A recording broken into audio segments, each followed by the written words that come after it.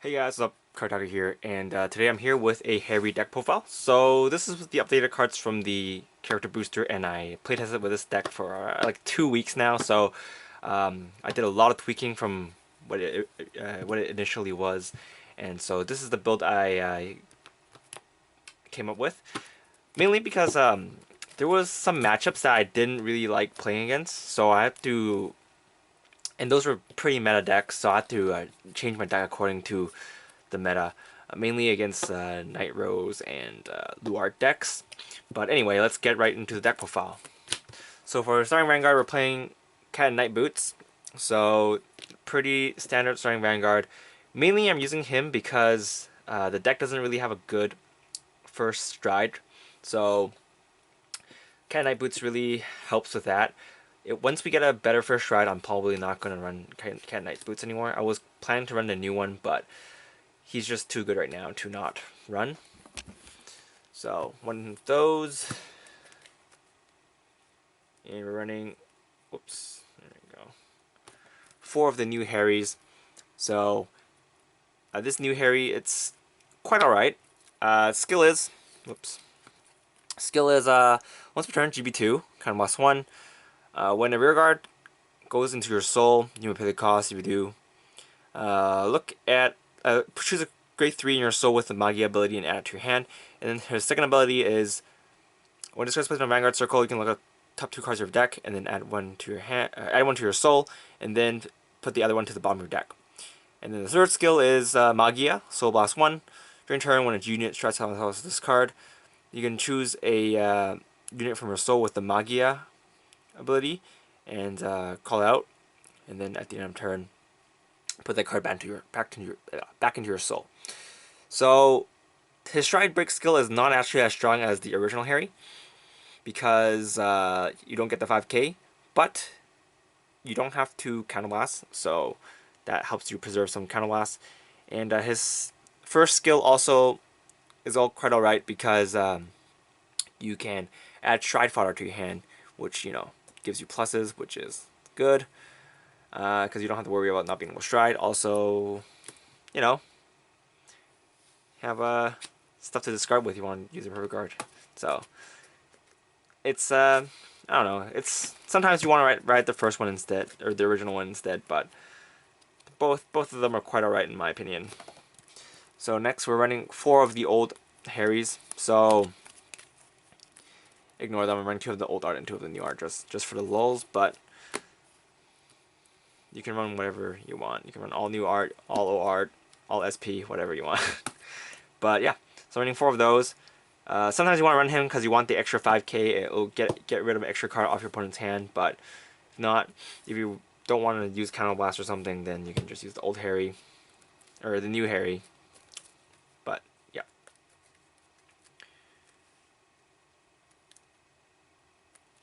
So for the grade 2s, we're running 4 Lapin. Lapin is the new double rare from the set, and her skill is Magia. Once per turn, generate 2, kind of last 1. If you have a Vanguard with Harry in its card name, you can choose one grade 1 from your soul and call it to your rearguard circle. And at the end of turn, put that card into your soul. And then the second skill is when this unit attacks, if you have a Vanguard with Harry in its card name, you can soul charge 1. Until the end of the battle, this card gets plus 2,000 power.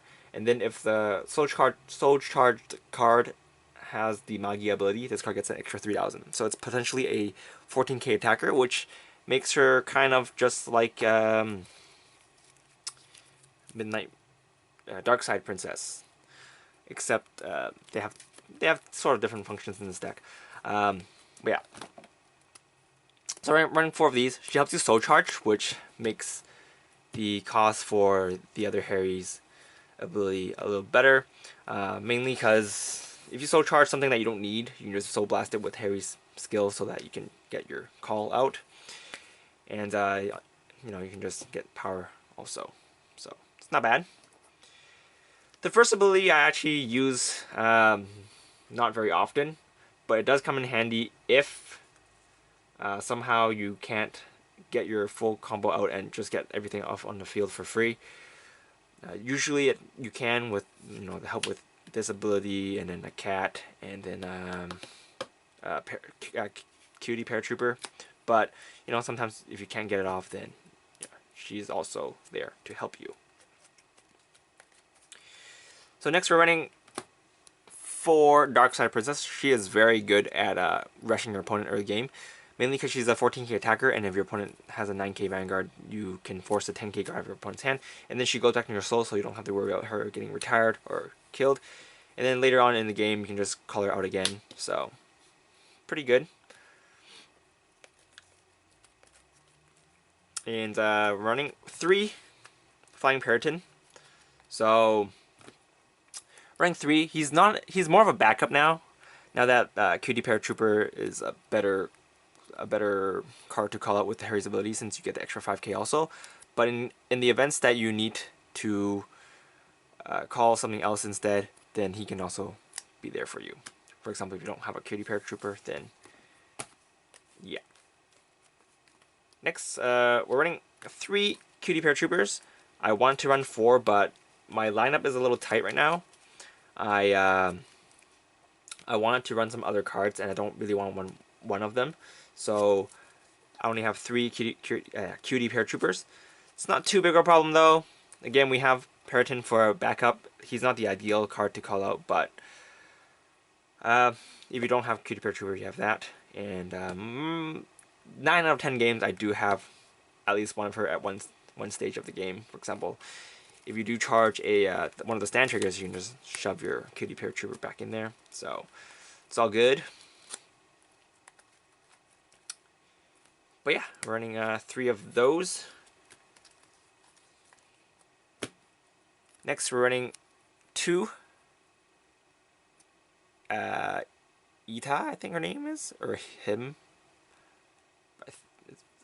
I'm not gonna question the gender of this card, but skill is Magia. When this card's called from the hand to a Royal Circle, if you're Harri Vanguard, you can choose a grade 2 from your soul and call it to in the same column as this unit, and then at the end of turn, return that card to your soul. And the second ability is put this card into soul. At the end of turn, if you have a Magia Vanguard, you pay the cost. You do soul charge 1.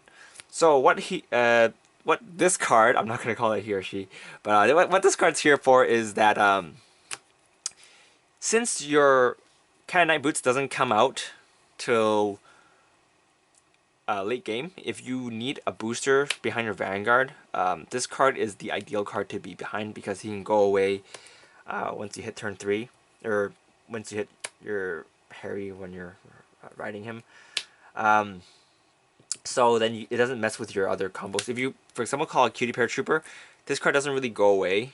So that might cause a problem later on. But anyway, this card also gets you extra soul charge. So if you're running low on soul, this card is here to help you. 2 of those. The on-call ability is useful sometimes, but it being restricted to being called from hand does hurt it a little bit. But yeah, I don't know. Bushiroad is kind of scared of making Pale Moon cards too broken, I guess. So yeah. Next, running 2 Egg Juggler. This card is here to help you gain hand. I was playtesting with it, and sometimes keeping hand is a problem, especially against decks that multi-attack a lot. So this is a very good way to help you gain hand. And since this deck does soul charge a lot, the Soul Blast is not really a problem. And sometimes if you need to call it out, you can use Periton to call it out, so that the soul charge kind of mitigates the costs. It doesn't hit a good number, but if you're striding into Lunatic Dragon, then you'll hit, normal numbers. Not good numbers, but decent numbers. But you being able to draw cards does kind of mitigate that. So running 2 of those. Running 3 Masquerade Bunnies. We're running 3 because, again, grade 1 lineup is very tight. And running the new Harry, which helps you fetch more Harrys back to your hand, so sometimes it's not too big of a problem. So we're running 3 Masquerade Bunnies. Next, running 4 Hoop Masters. I don't really like the new card. This card I like using this because you can call a trigger out and you'll have a 15k shield if you need it. If you want to run it on Flipper Regards, you can, but in this current build, your deck doesn't actually use a lot of Counterblast. The old Harri uses some Counterblast, and I guess your Strides use Counterblast, but only your really late game Strides use Counterblast, like the new GR and the old GR. So running Hoopmaster doesn't really hurt the deck that much. And Lapin doesn't. You don't really use Lapin all the time, so she doesn't eat much Counterblast too. All right, so here's the trick lineup. Running 8 crit, 4 stands, and 4 heal. These stands are here to help you fetch the card you need, as well as giving you multi-attacks, which this deck doesn't really have the option to do. So yeah, there's that, and your units will have pretty decent numbers, even if you restand them by yourself. So the stand triggers really do help.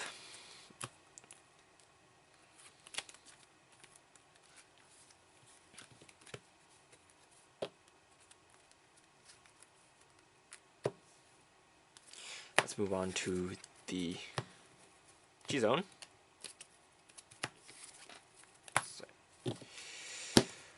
Alright, we're running 1 Amanda. This card's only here if you this card's mainly here because Pale Moon doesn't really have a good first stride, and I don't really want to run Jeanette because mainly because she doesn't have the Magia ability.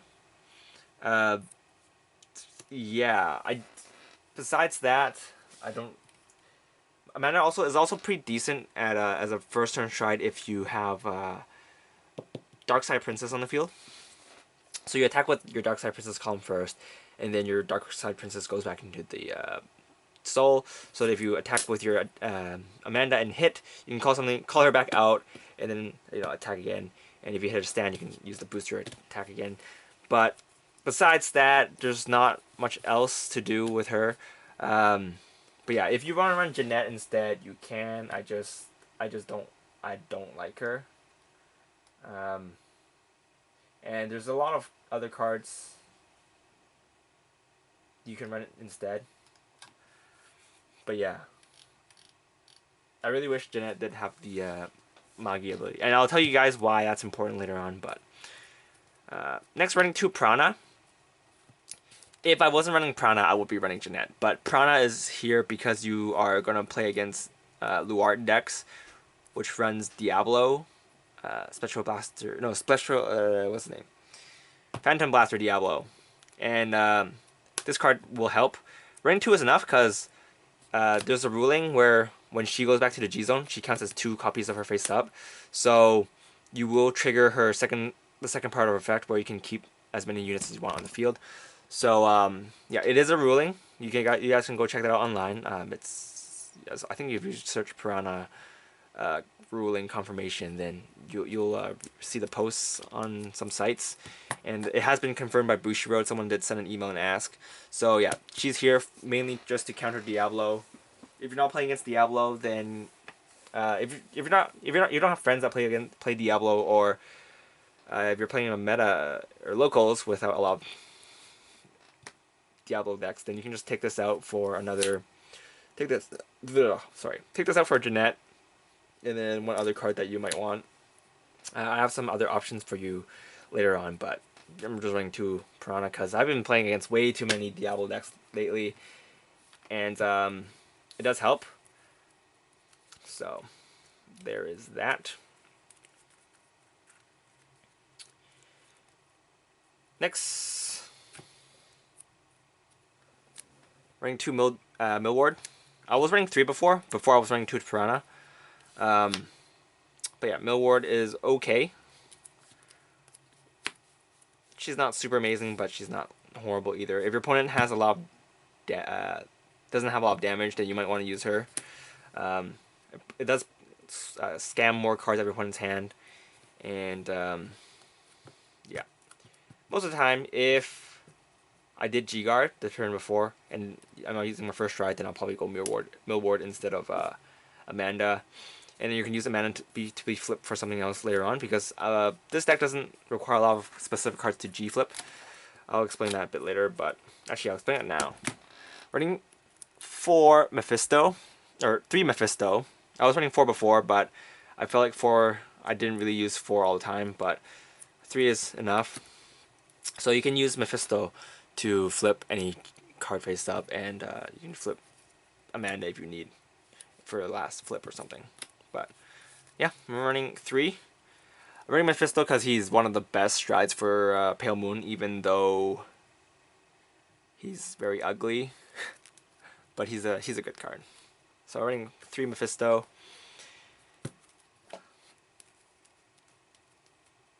Running 2 Lunatic Clown Dragon, or Lunatic Dragon. He's here for the crits, and he does help fix your numbers if you are planning to do the Periton Egg Jiggler combo. And your opponent's at 4 damage, then you're going to attack with this and force your opponent to guard, instead of him YOLOing it. So 2 of those. Running 1 Harri Stride. It's also a very good finisher. And punish your opponent's field. You know, you can use it to punish your opponent's field. And running 1 Fairfield. He's also a pretty decent finisher. This deck has a lot of good finishers, but it doesn't have very good first stride, so I don't know what Bushiroad's thinking. Yeah. I mean, I guess he can be used mid-game just to force some cards up opponent's hand, but anyway. GR is running 2 of the Fighter Selection 1 from GBT8, and 1 of the new ones. What this one does is, when this has placed on Guardian Circle, you can soul charge 1 and then choose a card from your soul and call it to a Guardian Circle. So you can call 10k shield if need be. A lot of times this card will be better, but there are some occasions where this one might be more handy. So yeah. You know, you just call it another 10k shield from your soul, and then you'll have a 25k shield, which is it's decent. It's decent. But yeah, that's pretty much it for this deck profile. Thanks for watching, guys. This is Kartaku, and I'll see you guys later. Bye.